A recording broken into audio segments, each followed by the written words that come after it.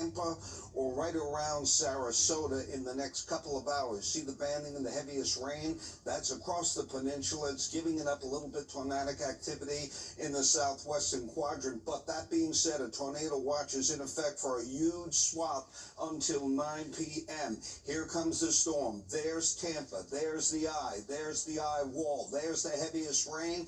And you can see once again, pop right there. That's moderate to very heavy rain. It's a deluge, and you can also see 6 to 9 foot storm surge, 9 to 13 Sarasota down to Fort Myers. This is a storm that will deliver a gut punch throughout the Florida peninsula for the next 12 hours. We're doing it mile by mile. We'll have more later on.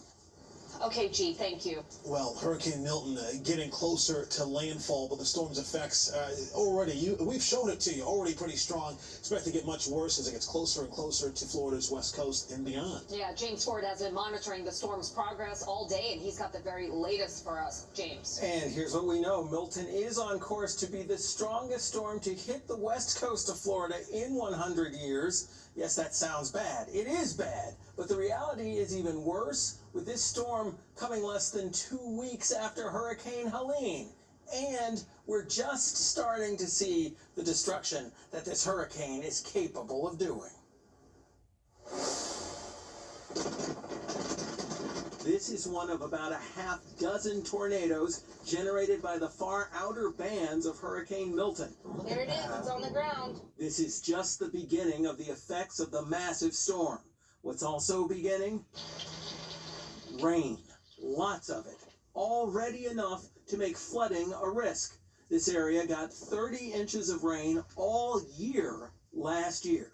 It's forecasted to get half of that amount in the next 36 hours. Some of what that means you see here. That's debris stacked up from Hurricane Helene. The rain's hard enough now to wash it down roadside gutters, but as the storm gets closer, its 100+ mile-an-hour winds will turn items of debris into shrapnel, and the water will rise and rise.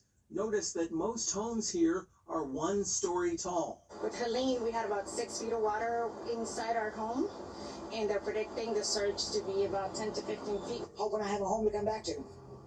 Never had anything this bad. The storm surge is expected to put all of these homes underwater.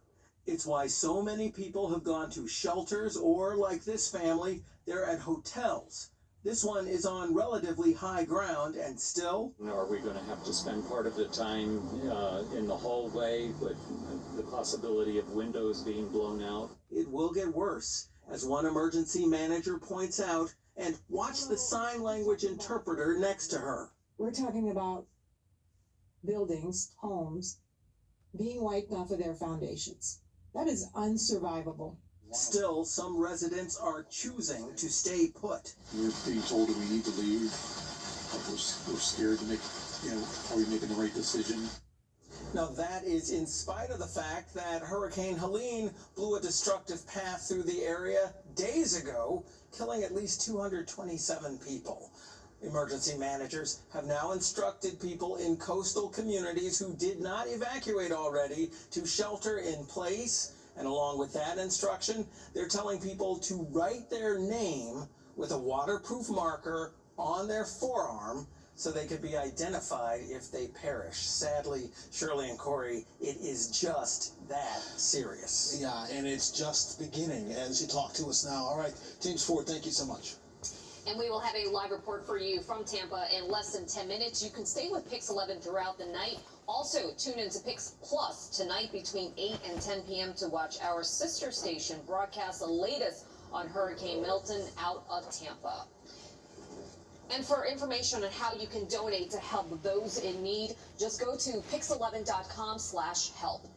And now to a desperate call for Governor Kathy Hochul to